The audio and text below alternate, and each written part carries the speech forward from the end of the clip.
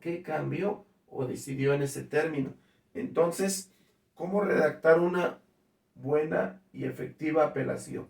Por ejemplo, el juez de juicio oral debe de dejar las emociones fuera. 2, se va a atener a los hechos y sobre todo debe de hacer una refutación punto por punto. Si él dice la apelación no procede, la refutación es cuando la persona tiene que explicar el por qué o cuáles son los fundamentos que debe de hacerlo.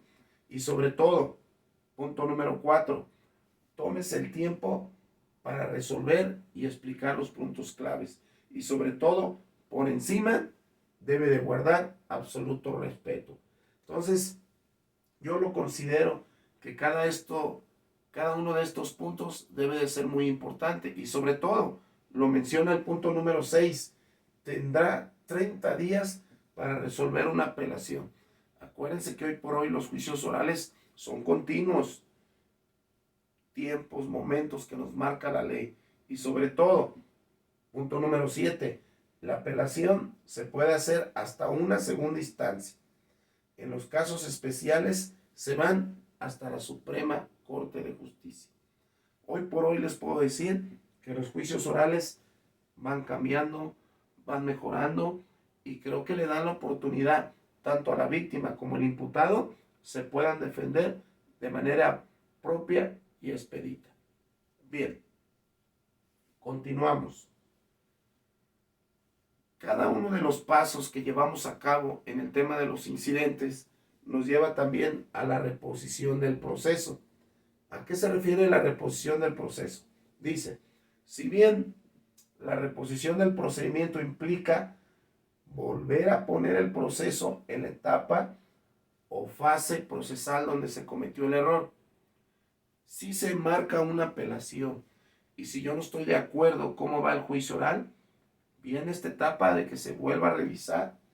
Creo yo que si se le está dando la continuidad y la celeridad de que se está haciendo de una manera propia, todo debe de ser a partir de donde se cometió el error y donde se revoca la primera y se ordena reponer el procedimiento sin buscar tener efectos.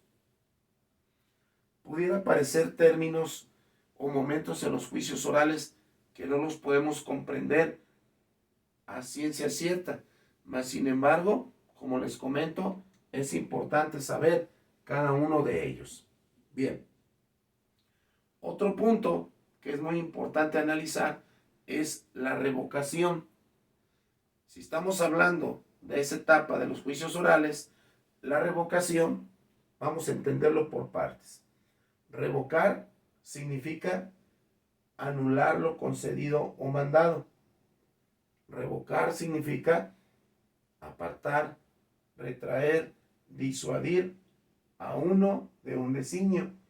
Y como punto número 3, lo puedo definir en pocas palabras como hacer retroceder ciertas cosas. Fíjense bien, si estos 3 términos los enfocamos al derecho, revocar significa el recurso ordinario que tiene por objeto la modificación total o parcial de una resolución judicial por el mismo juzgador que lo ha pronunciado. Yo puedo decir, yo quiero revocar esa sentencia que dio el juez de juicio oral porque no estoy de acuerdo bajo estos términos. La ley se lo concede, ¿sí? Es por eso que se trata de ser justa y expedita sobre todo. Entonces, la revocación es un recurso que por un medio de impugnación que se interpone dentro del curso del proceso.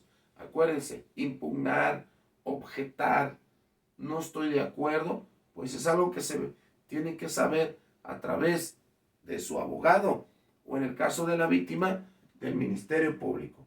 Por lo tanto, la revocación se interpone ante dicho tribunal que dictó la resolución y puede ser de forma oral en las resoluciones que se dicten en la audiencia.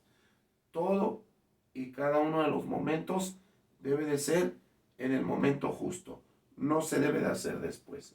Por lo tanto, esto debe de ser por escrito sobre las resoluciones que dicten fuera de la audiencia y deberá de realizarlo inmediatamente después de ser dictadas las resoluciones. Entonces, ¿qué tan importante es, muchachos, analizar cada una de las partes? Ya que con ello nos va a llevar a que los juicios orales se lleven de manera justa y sobre todo de manera importante. Bien, todos los juicios orales, nadie va a ser culpable hasta que no se demuestre lo contrario. Viene la última etapa, que es el reconocimiento de la inocencia y anulación de la sentencia. Fíjense bien, yo les puedo decir que en esta parte, en este subtema, nadie es culpable hasta que no se demuestre lo contrario. Se desarrollará la audiencia de juicio, se llevarán a cabo los alegatos, se llevarán a cabo los interrogatorios, las testimoniales, pero nadie va a ser culpable hasta que no se demuestre lo contrario. Por lo tanto, yo les puedo decir que el reconocimiento de la inocencia del sentenciado extingue la obligación de reparar el daño. Quiere decir que si se le comprueba la veracidad de los hechos, tendrá que ser la reparación del daño de una manera como lo pida la víctima. Por lo tanto, si en este caso no resulta culpable, el gobierno federal cubrirá el daño a quien, habiendo sido condenado, hubiese obtenido el reconocimiento de su inocencia.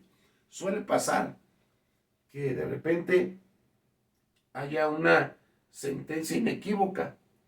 Con el desarrollo de la audiencia de juicio, resulta que resultó inocente. En los errores que cometa el Estado, él es el que se encargará de resarcir el daño a la persona que haya sido afectada.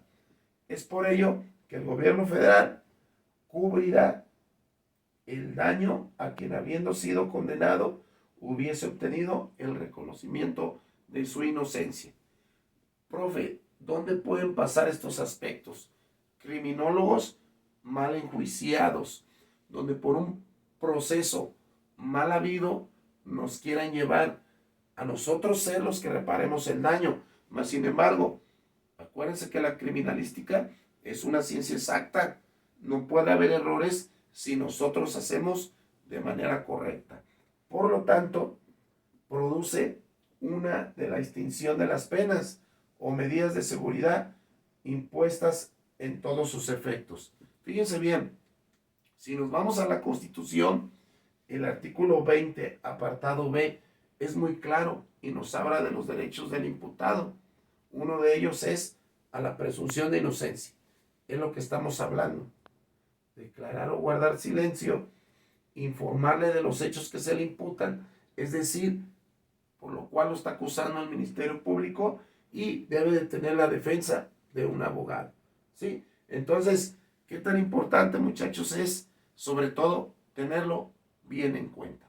No lo olviden, todo este tipo de situaciones son muy importantes y nos llevarán a un desarrollo correcto de los juicios orales. Bien, ya para terminar la clase del día de hoy, voy a subir una tarea a la plataforma. ¿Sí? La tarea de esta semana va a ser investigar los procedimientos inimputables. Fíjense bien, les voy a explicar de manera general en qué va a consistir esta tarea. Los procedimientos inimputables se refiere a aquellas personas que cometen delitos a sabiendas que no tienen conocimiento de ellos. Por ejemplo, menores que bajo alguna enfermedad o bajo un consumo de drogas no estaban conscientes de lo que estaban cometiendo. Es por ello que la ley los considera inimputables. Menores de edad que por su razón de género no se les considera adultos y no tienen el conocimiento de lo que están desarrollando. Entonces, el juez de juicio oral los considerará como inimputables. ¿Sales? Yo les recomiendo, muchachos, chequen Miguel Carbonell, Hilda Marchori, ¿sí? Luis Rodríguez Manzanera. Ellos nos hablan de estos temas tan importantes. Bien, pues no me queda más que agradecerles su atención y es un gusto haber estado con ustedes. Nos vemos la próxima semana. Que tengan un excelente inicio de semana. Hasta pronto. Nos vemos en la siguiente clase.